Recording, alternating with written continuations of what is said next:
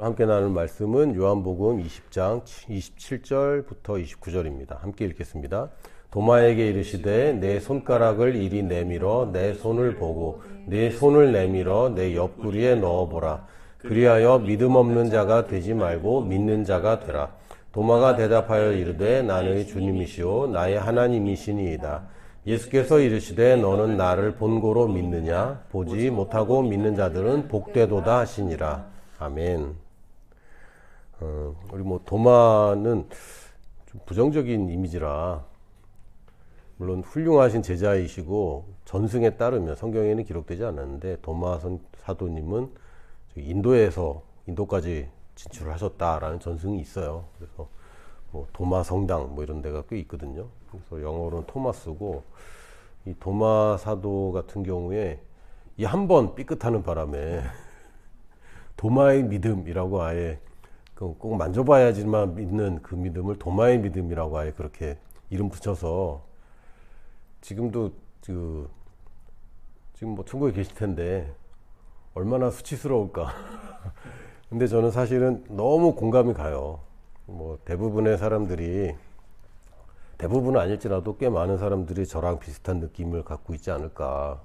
나도 비슷한데, 나도 저렇게 무리를 걷는 베드로 하면은 약간 이 성향, 굉장히 활동적이고 일단 시도하고 보는 성향인 사람들. 근데 내성적이고 내향적인 분들은 또 저렇게 저건 나대는 거야, 약간 그럴 수 있거든요. 근데 저는 도마의 마음은 굉장히 공감이 갑니다. 근데 좀 너무했다 싶은 게, 제자들은 다 봤다 그러는데, 그런가? 요 정도는 해줬으면 좋았을 텐데 너무 구체적으로 얘기를 한 거예요. 내가 내 손가락을 주님 못자국에 넣고 옆구리에 손을 넣어보기 전까지 못 믿겠다. 이 정도로 강력한 불신을 나타내는 바람에 그렇게 됐는데, 근데 예수님은 참, 우리가 도마의 믿음은 가지면 안 돼라고만 생각하는데, 자세히 보면 예수님은 만져보고 믿는 것도 아주 좋아하셨어요. 그리고 안 믿는 것보다는 만져보고라도 믿는 거를 굉장히 장려하셨고, 그러나 물론 안 보고 믿는 것이 더 복되긴 하지만 보고라도 믿는 것이 중요하다고 얘기를 하셨습니다. 우리가 어떤 체험 위주의 신앙생활을 하다 보면 굉장히 큰 부작용들이 있죠. 뭐냐면 말씀에 근거하지 않고 자기 경험이 너무 중요해지는 거예요. 근데 이것도 사실 극단적이긴 하고, 근데 또 한쪽 극단에서는 체험은 전혀 없고 그냥 말씀 연구만 하고 성경 공부만 하는 것도 사실은 그것도 바람직한 것이 아닙니다. 우리는 체험을 안 할 수가 없고 말씀을 기반으로 안 할 수가 없는 사람들이에요. 그래서 말씀을 기반으로 하되 우리가 이제 겪는 모든 일들을 말씀으로 해석하고 말씀 안에서 이게 이런 의미구나 라고 우리가 바로잡을 필요는 있습니다. 가끔 이제 꿈 해몽처럼 자기 인생에 일어난 일들을 자기 멋대로 해석하는 분들이 참 많더라고요. 예를 들면 하나님이 사업을 쫄딱 망하게 하셔서 은혜를 받고 다시 돌아왔다. 자기 체험인 거죠. 자기는 사업 망해서 하나님을 다시 찾아온 거는 자기 체험인데, 해석 자체가 하나님이 망하게 했다는 거를 그냥 딱지를 붙여놓는다든지. 그래서 우리가 체험 중심의 신앙 그러면 약간 그런 부정적인 이미지가 분명히 있어요. 그래서 체험만 중요하게 하고 말씀을 좀 약화한다, 약간 이런 이미지가 있는데, 오늘은 말씀 필요 없고 체험만 해야 된다 이런 얘기가 아니라 우리에게도 체험이 필요합니다. 그리고 체험이라는 것은 그렇게 간절히 바라고 해서 이루어지는 게 아니라, 체험은 굉장히 자연스러운 것이다. 우리가 살면서 부모님의 사랑을 체험하잖아요. 부모님의 사랑을 체험 못하면 그거 이상한 거죠. 근데 부모님의 사랑을 체험하기 위해서 간절히 애쓰고 기도하고 그랬더니 드디어 부모님의 임재를 체험한다. 너무 비정상적이잖아요. 산타클로스도 아니고, 실제로 계시는 분이, 하나님이 계시는 분이 맞다면 우리가 체험을 하는데 하나님의 임재와 하나님의 능력을 체험하는 것은 그냥 자연스럽고 당연한 거구나 라고 시작해야 되는데, 어떤 경우에는 기도응답 받으려고 너무 애써서 기도하는 그런 것들이, 물론 그럴 때도 필요합니다. 그럴 때도 있어요. 그러나 인생에서 늘 부모님의 사랑을 체험하려고 애쓰고 힘써서 이러는 거는 이상한 거죠. 저희 큰아들이 지금 군대 가 있는데 엄마도 보고 싶고 아빠도 보고 싶고 그러겠지. 평소와 다르게 더 보고 싶겠지. 그리고 자기가 겪는 것들을 이제 알려주고 싶은 마음이 막 생기겠죠. 그럴 때 있는 거예요. 훈련소 첫 주에 그럴 수 있어요. 그런데 매번 그래. 매번 어디 가도 엄마 보고 싶고 아빠 보고 싶고 아빠의 사랑을 확인하고 싶고 전화하면 꼭 전화해서 아빠 살아있는 거 맞지? 이러는 거는 너무 이상한 겁니다. 물론 체험도 우리가 뭐 간접 체험, 직접 체험 하는데 간접 체험은 굉장히 중요합니다. 우리의 오감과 시간과 또 우리가 머무는 공간이 한정되어 있기 때문에 다른 사람의 체험들을 우리가 겪는 것, 또 공감하고 또 공유하는 것은 굉장히 중요합니다. 그 사람들의 삶이랑 경험들을 우리가 잘 배우기만 해도 큰 실수는 안 하고 살 수 있거든요. 거기다가 특히 독서라는 것은 삶을 체험하는 데 있어서 정말 그 사람들의 삶에서 보여줄 만한 것들, 그리고 남들이 보기 쉽도록 가공해 놓은 정보거든요. 그래서 독서는 굉장히 중요합니다. 이 사람과 대화를 하다 보면 뭐 자기 하고 싶은 얘기 막 할 거 아니에요. 여러분 친구 만나서 대화하면 자기 삶 얘기를 정말 나한테 필요한 얘기를 막 해주는 거는 굉장히 긴 시간 중에 짧죠. 그런데 독서라는 것은 어떤 책 제목과 주제가 있으면 그 주제에 맞게 다 설명을 해놨고 나름 전문가고 책을 한 권 쓸만한 정도의 지식과 경험이 있는 사람들이 쓴 거기 때문에 물론 이제 말도 안 되는 책들도 있긴 있지만 대부분 독서는 굉장히 중요합니다. 그래서 독서를 하지 않고 다른 사람의 삶을 체험한다. 무슨 이제 영화나 드라마 같이 그 영상들도 우리에게 공감을 더 깊은 감동을 주기도 하지만 독서처럼 텍스트로 되어서 언어 체계로 우리에게 상상력과 더불어서 경험을 전수하는 것은 없습니다. 지금 현재로서는.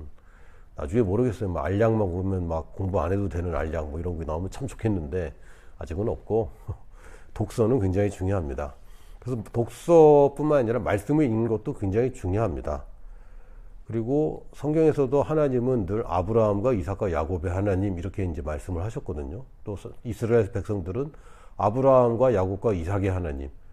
이 사람들 아브라함 만난 적도 없고 뭐 야곱을 만난 적도 없는 후손들이 그때 아브라함과 함께 하셨던 하나님. 이 간접 경험인 거죠.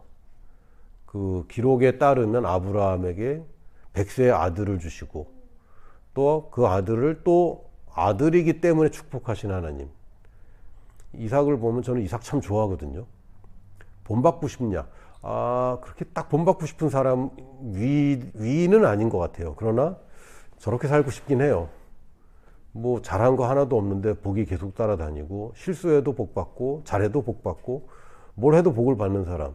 근데 성경에서 이삭이 복을 받는 이유는 딱 하나라고 얘기합니다. 아브라함에게 그 아들을 복 주기로 약속했기 때문에. 이게 사실은 진짜 복음이거든요. 내가 잘해서가 아니라 예수님이 잘하셔서 예수님한테 하나님이 약속하셨어요. 네 이름을 믿고 부르는 자는 내가 아들로 삼겠다. 너와 똑같은 아들로 삼겠다. 그래서 우리가 예수님을 믿고 그 이름을 부르고 우리가 영접하면 우리가 그 복을 누리게 된 거죠. 그래서 이거는 간접 경험들입니다. 간접 체험도 굉장히 중요하긴 하지만 그래도 강력한 것은 직접 체험이고 간접 체험과 직접 체험이 같이 있어야지. 우리가 교회에 오래 다니고 모태신앙 중에 그런 분들이 좀 있거든요.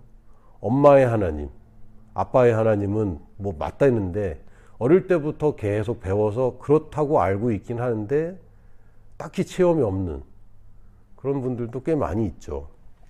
직접 체험을 꼭 해야 되는데 직접 체험이라고 그러면 되게 좀 어렵게 느껴지는데 쉽게 얘기하면 기도응답이라고 아주 구체화할 수 있겠습니다. 기도응답이라는 것은 하나님이 살아계신 것. 다시 얘기하면 하나님이 살아계시다는 말씀이 진짜구나. 성경에 써 있는 게 진짜구나. 하나님이 이거를 해준 걸 보니까 하나님은 살아계시고 하나님의 살아계신다는 것을 말씀이 말하고 있는데 말씀이 그게 맞다면 말씀에 있는 다른 것들도 다 맞구나. 요게 이제 우리의 기도응답입니다.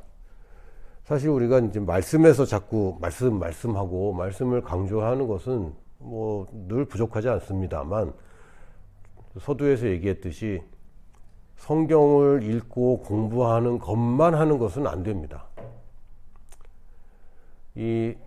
사실은요, 인류 역사에 성경이 66권으로 완성된 지는 그렇게 오래되지 않았고요. 특히 우리 그 한반도 역사에 한글 성경이 있다는 거는 굉장히 짧은 시간밖에 안 돼요. 그 전체 크리스찬의 역사 중에서 성도들이 이 구약과 신약 66권을 읽은 사람들의 수는요, 굉장히 적습니다.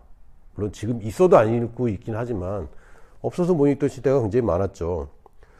성경 시대라고 보통 얘기하기도 하는데 사실 성경 시대에는 성경이 없던 시대예요. 그렇죠? 지금 아브라함이 성경을 갖고 있었을까요? 아니죠. 아브라함 일대기는 나중에 모세 때 기록이 되어 있기 때문에 아브라함은 사실 성경 텍스트 한 글자도 모르고 살았던 믿음의 사람이었습니다. 그래서 하나님의 귀에 들리는 말씀 하나 가지고 그렇게 살았던 사람이고, 모세 시절에도 모세오경은 아직 완성되기 전이죠. 심지어는 사도들도요, 신약 성경을 읽어본 적이 없어요. 예수님 살아계실 때 신약 성경이 써진 적이 없습니다. 그러니까 우리가 성경 시대 생각하면은, 이 사람들은 성경 없이 살았네. 그리고 초대교회들도 사도 바울의 편지 한 통 가지고 살았지, 마태복음, 마가복음, 누가복음, 요한복음, 사도행전 이거 가지고 살지 않았어요. 사도행전에 기록된 성도들은 사도행전이 없었습니다. 그러니까 우리가 성경을 처음부터 끝까지 제대로 읽는 거, 이것도 굉장히 중요하긴 하지만 사실 그게 가능했던 시절은 그렇게 최근 현대에서나 가능한 것이고, 원래 신앙생활, 원래 초대교회 신앙생활은 아주 부분적인 성경, 근데 그거를 직접 체험하고 사는 신앙생활이었습니다. 그러니까 성경 연구하던 생활이 아니고요, 하나님의 말씀 몇 개 안 되지만 그거 적용해서 내가 체험하고 사는 그런 삶이었습니다. 다시 말씀드리지만 체험이 어려울까요? 쉬울까요? 쉬워야 정상입니다. 도마가 손가락 넣어봐야 돼 라고 얘기할 때 예수님 안 계실 때는 너무 이거 불가능한 얘기죠. 그러나 예수님이 부활하셨다면 굉장히 아주 단순한 얘기입니다. 물론 예수님이 안 돼, 못 넣어, 만지지 마, 이럴 뿐이었으면 그게 불가능했겠지만 그럴 뿐도 아니고, 그러니까 전제 조건이 하나님이 살아계시지 않다면 우리가 이 영적인 체험이나 기적 같은 기도응답들은 되게 어려운 일들이에요. 애쓰고 힘써서도 잘 안 되는 일들인데, 그게 아니네. 체험하는 것은 너무 자연스러운 거구나. 하나님이 살아계시니까. 그래서 우리가 영적인 체험이나 이런 기적을 체험하고 사는 것은 당연하고 자연스럽구나. 내가 지금 뭔가 속고 있구나. 우리가 알아야 됩니다. 마태복음 5장 22절에서 36절을 보면 조금 길지만 제가 읽어드릴게요. 회당장 중에 하나인 야이로라 하는 이가 와서 예수를 보고 발 아래 엎드려 간곡히 구하여 이르되, 내 어린 딸이 죽게 되었사오니 오셔서 그 위에 손을 얹으사 그로 구원을 받아 살게 하소서 하거늘. 딸이 죽어간다. 이거 아버지 심정이 어떻겠습니까? 저도 딸이 죽어가는 것도 아니고, 딸이 아플 때에 또 꼭 딸 아니더라도 그 부모가 막 우는 거를 여러 번 봤는데, 예전에 케냐의 마사이족 마을에서 한 달 반을 선교사님하고 같이 살아봤는데, 마사이족은 재밌는 게요, 재미없어요. 실제로는 재미없고, 남자들은 사냥을 하거든요. 여자들은 집에서 일을 하는데, 남자들이 제일 가치를 두는 것은 소입니다. 아내보다 소가 더 중요해요.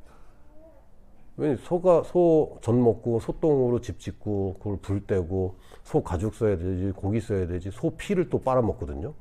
그러니까 소는 내 삶이야, 내 생명이야. 그래서 소가 죽으면요 그렇게 서럽게 울어요. 아내가 죽으면 안 울어요. 그런 사람들인데, 한번 선교사님하고 같이 이제 신방을 자주 다니거든요. 갔는데 그 마사인 남자가 딸이 아프니까 울고 있어. 이건 다 그런 거죠. 이 야이로라는 사람이 그 시대에 병원이 제대로 있겠어요? 뭐가 있겠어요? 근데 딸이 막 죽어가는 거고, 사실은 잠시 후에 사실 죽습니다. 그러니까 막 다급하고 막 애타고 막 이러면서 예수님을 찾아왔어요. 24절에 이에 그와 함께 가실새 큰 무리가 따라가며 애워싸 밀더라. 예수님 그 당시에 완전 셀럽이었어요. 그래서 어디 가도 사람들이 막 밀고 막 그런 거 있잖아요. 스타들 막 뜨면은 막 공항에서 막 난리 나고 막 경호원들이 막 밀치고 막 이런 것처럼 엄청 복잡했던 것 같습니다. 막 밀치고 밀고 그 있잖아요. 사람들 막 그 스타 한번 만져보고 싶어갖고 막 자기 한번 봐달라고 막 이러고 막 완전 예수님 셀럽이셨는데 막 밀고 에어싸 밀더라. 그때 25절에 12회를 혈루증으로 알아온 한 연자가 있어. 12년 동안 이 하혈을 하는 거예요. 이게 죽을 병이냐? 죽을 수도 있는 병이죠. 그리고 인생이 너무 힘들죠. 거기다가 이 피를 흘리는 동안에는 부정하다고 유대 율법에 되어 있거든요. 그 여자는 12년 동안 부정한 여자야.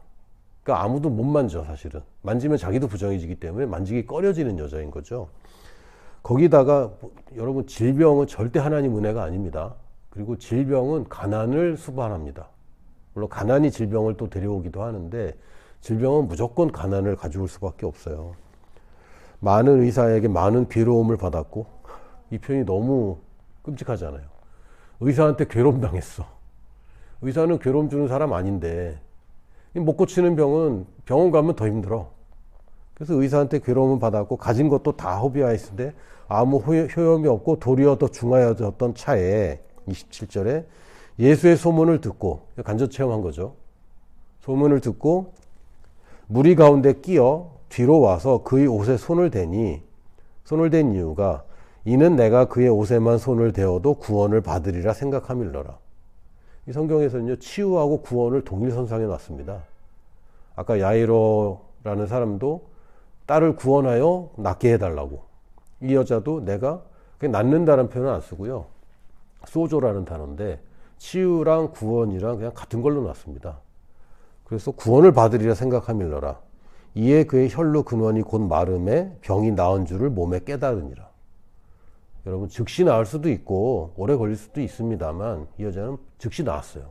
그러고 나서 예수께서 그 능력이 자기에게서 나간 줄을 곧 스스로 아시고 예수님도 능력이 나가면 이렇게 뭐 감지가 되시나 봐요. 그래서 무리 가운데서 돌이켜 말씀하시되 누가 내 옷에 손을 대었느냐 하시니 사실 이렇게 얘기하면 사람들 얼마나 예수님 진짜 화법이 막 사람들 주목하게 하고 사람들 궁금하게 만들고 탁 터뜨리고 하는 게 굉장히 노련하세요.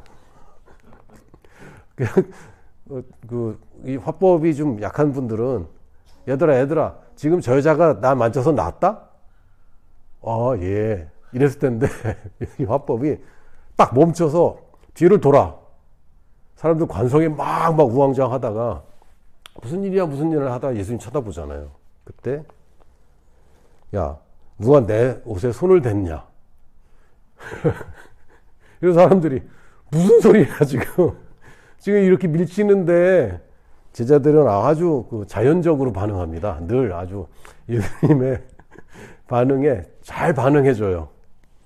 제자들이 여짜오되 무리가 에워싸 미는 것을 보시며 누가 내게 손을 대었느냐 물으시나이까. 안 보이세요? 아주 자연적으로 반응을 찰지게 해주죠. 예수께서 이 일 행한 여자를 보려고 둘러보시니 누가 만져서 나은지 예수님이 알고 계신 것 같아요. 근데 무리가 너무 많으니까 얘 어디 갔어? 이렇게 찾으시는 거죠. 어디 갔지? 나 만져서 나은 여자 있었는데 어디 갔지? 그러니까 이 여자는 너무 두려운 거야 지금. 여자가 자기에게 이루어진 일을 알고 두려워해 떨며 와서 그 앞에 엎드려 모든 사실을 여쭈니 예수께서 이르시되 딸아 내 믿음이 너를 구원하였으니 평안히 가라. 내 병에서 놓여 건강할지어다. 여기까지는 굉장히 아름다운 얘기인데 지금 야이로는 얼굴이 파랗게 질려가고 있습니다. 지금 딸이 죽을까 말까 그러는데 어떤 목사님이 제가 모르던 어떤 한 부분을 딱 얘기해 주셨는데 성경에 보니까 이 여자가 모든 사실을 여쭈니 저희 딸들이 분명 여성인 건 맞는 것 같아요. 친구랑 전화를 1시간 넘게 하다가 이따가 만나서 다시 얘기하자 이러더라고. 그리고 끊임없이 말을 합니다. 셋째, 넷째는 저랑 어딜 가면요. 요즘은 뭐 귀에다 뭐 꽂고 가만히 있을 때도 있는데 보통은 끊임없이 말을 해요. 이 얘기했다가 저 얘기했다가 주제도 어떻게 동의나질 않아. 끊임없이 얘기를 하고, 예전에 셋째랑 집에서 컨미션까지 가는데 1시간 반 정도 걸리거든요, 차 타고. 그래서 어릴 때 데려갔는데 너무 얘기를 자꾸 하는 거야. 난 운전하느라고 막 복잡한데. 그래갖고 나 잠깐만 한 30분만 얘기를 하지 말자. 아빠가 지금 운전하느라 좀 복잡하다. 그랬더니 얘가 하나, 둘, 셋, 숫자를 세는 거예요. 입을 쉬는 게 되게 어려운가 봐. 저 같은 경우는 두괄식을 굉장히 좋아합니다. 용건 먼저 얘기하고 설명은 뭐 천천히 해라. 이런 식인데, 우리 어머니가 이거 들으실 수도 있는데, 저희 어머니는 미괄식이거든요. 그래서 무슨 얘기를 하는데, 무슨 얘기를 할지를 내가 모르겠는 거야. 한참을 얘기하고, 그제서야 결론을 얘기하면, 아니, 어머니 결론만 먼저 얘기를 하셔라. 그러면 어머니는 안 된대, 그게. 여기서부터 처음부터 가야 거기까지 나온대.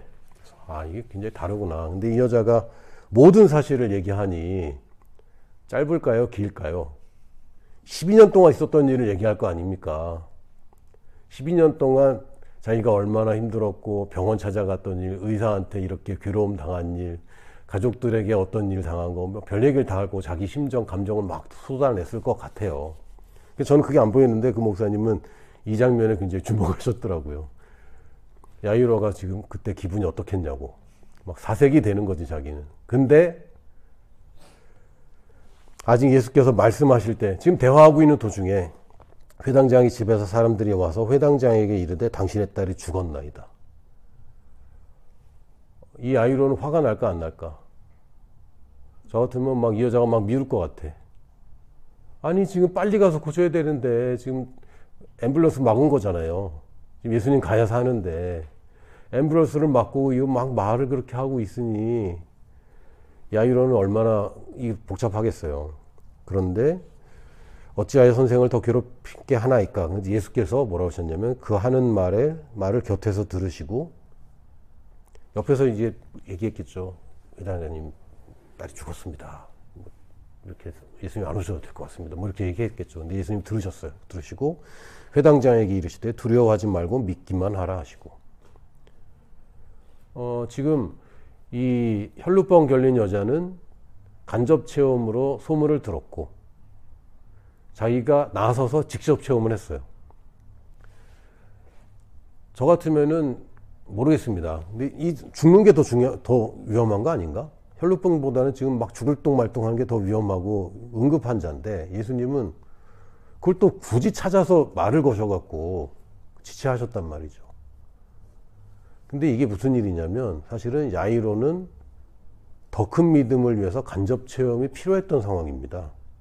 어차피 딸은 죽을 병이고요. 가는 동안에 어차피 죽었을 수도 있어요. 그런데 야이로가 낙심하고 예수님 돌려보내면 어떻게 되죠? 큰일 나는 거죠. 야이로는 딸이 죽었다는 것도 충격이지만 옷자락만 잡아도 낫는구나 라는 간접 체험을 하게 되는 거고 결국에 예수님 가셨을 때 이 죽은 아이를 일으켜서 살립니다. 야이로는 또 직접 체험을 하는 거죠. 그래서 이게 간접 체험이 직접 체험이 되는 것은 자연스러운 거고요. 이게 또 다른 사람에게 간접 체험이 됐잖아요. 이게 계속 체험이 재생산됩니다. 재밌는 게 이건 마태복음 5장에 있었던 일입니다. 물론 사복음서가 모든 일화들이 다 시간 순서대로 기록되지는 않았어요. 왔다 갔다 하기도 하고 좀 주제별로 좀 나누기도 하고 이렇게 왔다 갔다 하는데 마태복음 5장에서 이 여자가 옷자락을 잡고 나왔잖아요. 그 전에는 옷자락을 잡고 낫는다는 개념 자체가 없었습니다. 예수님이 손을 얹어서 낫는 경우는 있었어요. 근데 옷자락만 잡아도 낫는다는 거는 전혀 없었거든요. 근데 마태복음 14장에 이르니까 그들이 건너가 게네사렛 땅에 이르니 여기는 거의 준이방이라고 할 수 있는 데입니다. 갈릴리 바다 건너편. 그곳 사람들이 예수이신 줄을 알고 그 근방에 두루 통지하여 모든 병든 자를 예수께 데리고 와서 이 사람들이 다 소문을 들었던 거죠. 다만 예수의 옷자락에라도 손을 대게 하시기를 간구하니 손을 대는 자는 다 나음을 얻으니라. 아니 여기는 벌써 소문이 어떻게 났냐면 옷자락만 잡아도 된대. 이렇게 된 거예요. 그러니까 체험이 재생산되는 거죠. 한 사람이 체험이 아, 이것도 되는구나 라고 하니까 그 나머지 사람들은 큰 믿음이 아니라 작은 믿음으로도 이게 되는 겁니다. 이 혈루병 걸렸던 여자는 굉장한 모험을 한 겁니다. 만약에 잡았는데 안 낫고 예수님한테 발각돼서 예수님이 당시에 바리새인들이나 그 율법 학자들처럼 혼을 낼 수도 있잖아요. 그럼 돌에 맞아 죽을지도 모릅니다. 사람들이 이렇게 몰리는데 거기를 비집고 들어갔는데 이 여자 다은 남자들은 다 부정하거든. 지금 잘못하면 죽을 수도 있어요. 이 사람은 굉장히 큰 모험이었는데 이 모험이 체험이 되고 실제 체험이 사람들에게 전해지면서는 예수의 옷자락이라도 손을 대게 하시기를 간구하는 사람들이 갈릴리 바다 건너에까지 많아지는 거죠. 5장에서 14장까지 얼마나 시간이 걸렸는지 모르지만 3년은 안 걸렸습니다. 최소한. 그런데 이 소문이 났고 이게 사람들의 믿음에 큰 도움을 줬습니다. 우리가 하나님의 말씀을 들을 때는요, 정보 전달에 머물러서는 안 됩니다. 우리가 복음을 전할 때는 예수님이 구원이시다라는 정보 전달에 머물러서는 안 됩니다. 근데 우리가 복음을 배울 때, 또 전도를 배울 때 정보 전달만 잔뜩 배워요. 저 같은 경우도 전도 훈련 몇 가지 받아본 게 있거든요. 뭐 CCC의 사형리는 제가 안 받아봤고, 예수전도단에서는 저도 전도 훈련 받아봤고, 또 뭐 전도 폭발이라는 것도 있었어요. 그거는 다 외워서 하면 30분 정도 걸리는 그런 것도 있었고, 어린이 전도협회에서 또 뭐 색깔이 있는 책 가지고 또 전도도 하고. 근데 그게 단점은 뭐냐면 정보 전달인 거예요. 예수님이 어떤 분이다. 너는 어떤 사람이다. 어떻게 하면 구원받는다. 정보 전달은 되는데 나의 체험이 실리지 않은 정보 전달은 그렇게 힘이 있지는 않습니다. 요새 주식이 호황이래. 그렇지. 근데 나는 내가 하기엔 좀 그래. 그렇죠. 정보를 다 알아요. 그런데 야, 나 벌었어. 그러면 나도 해볼까? 이건 다른 얘기예요. 복음은 언제 어디서나 누구에게나 좋은 소식입니다. 근데 나한테 좋은 소식이 아닌데 쟤한테 좋은 소식이 될 수 없잖아요. 반대로 나한테 좋은 소식이었다면 쟤한테도 무조건 좋은 소식입니다. 그래서 우리가 체험을 경시하면 절대 안 됩니다. 우리는 체험하고 사는 게 당연하고, 이 체험이라는 게 하나님이 살아계셔서 하나님이 없으면 안 될 일들이 되는 것들, 이것을 체험하는 것은 우리 자연스러운 것입니다. 그래서 우리가 이 기도응답을 받을 때는요, 기도응답 받는 건 되게 쉽습니다. 첫 번째는 구체적이고 명확하게 문제를 규명해야 돼요. 저는 월 초에 이제 예배 준비할 때 조금 바쁘거든요. 왜냐하면 이제 선교사님들 기도 제목들이 이제 온단 말이죠. 매달 이제 오긴 하는데, 그럼 이걸 다 조정해야 되잖아요. 하여튼 두리뭉실한 분들도 있고, 너무 구체적인 분들도 있고. 근데 기도 제목을 낼 때는 여러분 최대한 구체적으로 내시고요. 여러분이 기도한다 할 때는요, 구체적으로 하세요. 구체적으로 하지 않으면 이게 된 건지 안 된 건지 알 수가 없어요. 그리고 말씀으로 응답을 먼저 받는 겁니다. 응답은 내가 쥐고 나서 받는 게 아니에요. 응답은 말씀에 그 문제에 대해서 해결책이 있으면 이미 받은 거야. 여러분 시험 문제에 답을 알고 있으면 여러분 시험 보기 전에 이미 점수 딴 거예요. 왜? 해답을 알고 있잖아. 그래서 기도응답에 해서 뭘 주세요 그랬는데 받을 때 응답 받은 게 아니고요. 말씀에 이것도 준다고 되어 있구나. 그럼 나는 이미 받은 겁니다. 마치 옷자락에 손을 대면 낫는다라고 할 때 잡고 놔야지 받은 게 아니라 잡으면 낫는다는 것을 응답으로 이미 받은 거고, 이 사람들이 남은 건 뭐예요? 가서 가져오는 것밖에 없는 거죠. 기도응답은 말씀의 해답을 찾으면 이미 받은 겁니다. 그리고 나서 우리가 기도한다고 할 때는 열심히 막 매달려서 예수님을 초청하는 그런 기도가 아니고요. 그것에 대해서 내 생각이 계속 반박하거든요. 나았어. 근데 안 나았어. 성경에는 나았다 그랬는데 아직 안 나았는데, 요거를 내가 계속 말함으로, 하나님 말씀을 말함으로 내가 믿음을 가지고 믿음을 유지하고 믿음을 지키고 의심들을 배격하는 시간들이 필요할 뿐입니다. 그러고 나서 시간이 지나면 자연스럽게 체험을 하는 거죠. 저도 이제 최근에 치유받은 일이 하나 있는데, 제가 2022년도에 이제 컨벤션 대표를 사임하고 나서 저도 모르게 스트레스를 좀 많이 받았던 것 같아요. 그리고 2023년도에까지 아마 제가 좀 마음고생이 좀 있었던 것 같습니다. 어떻게 아냐면요, 원형 탈모가 심하게 왔어요. 저 몰랐는데, 이발소 가서 이발하는데 이렇게 땜빵이 있냐. 그래서 내가 무슨 땜빵이 있냐고 그랬더니 보니까 진짜 거울 이렇게 보여주는 뒷머리랑 이 머리를 안 보잖아요, 사람이. 구멍이 3개 이상 있더라고요.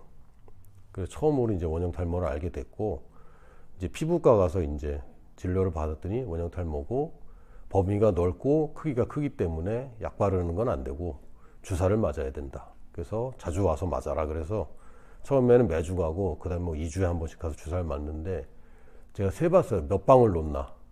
한 150방 놓더라고요. 주사를 150방 맞으면요. 처음에는 괜찮아. 근데 맞을수록 더 아파지지, 왜? 막 미치겠는 거예요. 막 그만하라고 막 소리 지르고 싶은데, 아니 끊임없이 놔. 주사를. 그렇게 한번 하고 나면은 막 피가 막 이렇게 흐르죠, 막. 그리고 막, 그래서 어쨌든 그렇게 막 몇 개월을 해갖고 결국은 좀 좋아졌어요. 좋아져서 이제 다 나았나 보다 그랬는데, 이발소에서 자꾸 얘기를 해줘요. 머리 짧게 잘라달라고, 짧게 자르는데 뒤에가 너무 비었다는 거예요. 그래서 여기는 없었는데 보니까 이게 이만큼 비어 있어, 이미. 그래갖고 여기 또 왜 생겼지? 이러고 있다가 다시 피부과 가서 백방의 주사를 맞으려니 너무 싫은 거지. 그래서 이거는 말씀으로 나을 수 있어. 주사 맞기 싫어서.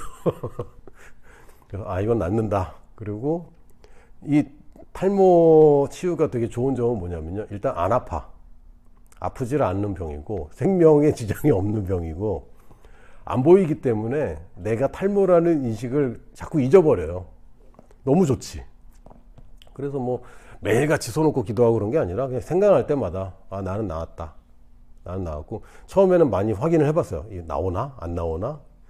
그러다가 어느 날은 그냥 자꾸 잊어버리게 되고, 탈모가 좋다니까 그게 치유에 처음에 이제 첫 발로 들이기가. 지금은 이제 무성해졌죠. 지금도 좀 있나요? 이따가 사진 보여줄 텐데 이만해. 흉측해 좀. 그게 뭐 여러 개 있었는데 지금 아주 깔끔하게 나왔습니다.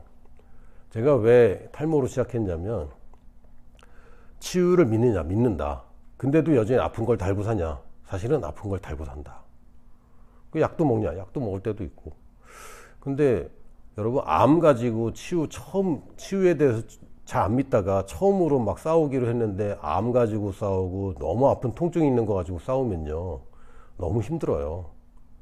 그래서 초기 단계에 여러분이 그런 크게 불편하지 않은 질병으로 시작해서 아주 그 죽음에 이르는 질병까지 갈 수 있게 하는 거죠. 처음부터 여러분이 막 극적인 간증들 찾을 생각하지 마시고, 아주 구체적이고 사소하고 내가 믿음이 없어서 실패하더라도 큰 문제 없는 것들로 여러분들이 체험이 자연스럽다는 인생을 사는 것을 시작하셔야 됩니다. 그래서 가끔 말씀에 너무 은혜 받아갖고 약 다 끊고 막 그렇게 도전하시는 분들이 있었거든요. 저도 뭐 주변에서 봤는데, 제가 볼 때는 아직 믿음이 그 믿음을 내가 못 믿는 수준인 거예요. 근데 이분은 지금 소망으로 막 하는데, 자기 소망이 너무 강력하다 보니까 믿음이라고 착각할 수도 있어요. 그래서 생명 걸고 믿음으로 하는 거는 여러분의 리더나 멘토하고, 또 목사님들은 참 그런 리더가 없는데 적어도 믿을 만한 동료분들하고도 꼭 상의를 하시고, 배우자하고도 상의를 하시고 그렇게 접근하시는데, 그 전에 여러분들이 나는 구체적으로 체험하고 사는 인생이야 라고부터 시작을 하시기 바랍니다. 그리고 그거부터 시작해서 하면 여러분들이 복음 전할 때 전혀 어렵지가 않아요. 탈모 치유받은 얘기하면 되거든. 여러분이 보너스 받은 얘기하면 되고요. 여러분 애 키울 때 뭐 문제들이 해결되는 거 이거 얘기하면 됩니다. 저도 치유 얘기하면 할 얘기는 많이 있거든요. 왜? 라오스 살 때 특히 병원 없는 곳에서 그때 절실했죠. 아프면 죽을 수도 있어. 약간 이런 느낌. 전에 치유 사역하시는 분도 궁금했대요. 왜 아프리카 가면 그렇게 치유가 잘 일어나고 미국 가니까 치유가 잘 안 일어나고 도대체 왜 그럴까? 근데 아프리카 사는 분들이 이렇게 얘기했대요. 우리는 아프면 죽어요. 그러니까 이제 믿음으로 싸우는 것을 절대 물러나지 않는 거죠. 그러니까 여러분이 인생에 문제들이 많이 있는데 뭐 절실한 문제, 사소한 문제 다 많을 겁니다. 근데 여러분들이 해야 되는 건요. 첫 번째로 그 문제가 도대체 뭔지를 정확하게 규명해야 됩니다. 진짜 돈이 없는 게 문제인지 아니면 돈 걱정이 문제인지 이거 헷갈리면 곤란하거든요. 왜냐면 돈이 충분히 많은데도 돈 걱정하는 사람들 굉장히 많습니다. 근데 이분들은 돈이 더 많아진다고 해결될 문제들이 아니에요, 사실은. 아, 재정에 대해서 내가 뭔가 하나님에 대한 믿음이 없는 상황이기 때문에 해결책이 달라집니다. 그래서 문제를 잘 규명하셔야 돼요. 나의 문제는 무엇인가? 내가 지금 제일 괴로운 건 뭔가? 아니면 내가 제일 먼저 체험해야 될 하나님의 살아계심과 승리를 체험해야 될 문제는 무엇인가? 정확하게 규명하시고 그거를 여러분이 노트에 쓰거나 일기장 같은데 이 문장으로 적는 걸 추천합니다. 그래야지 명확해지거든요. 그리고 그 문장을 해결하는 말씀을 분명하게 적으셔야 됩니다. 그러면 이미 응답은 받은 거예요. 단지 배송하는데 시간이 걸릴 뿐 주문은 이미 결제가 끝난 겁니다. 거기까지만 하면 일단 절반 이상 승리하신 거예요. 그래서 규명하는 것과 말씀을 찾는 거 요거까지만이라도 이번 주에 숙제로 내드릴게요. 물론 숙제 검사는 못할 것 같지만 숙제로 내드릴 테니까 너무 많이 하지 마시고 하나만 가장 시급하거나 아니면 처음으로 첫 번째 먹잇감으로 삼기 딱 좋은 거 요걸 하나 선택하셔서 규정하시고 말씀을 찾으시면 여러분이 절반 이상 승리하신 거라는 거 제가 분명하게 말씀드립니다. 할렐루야.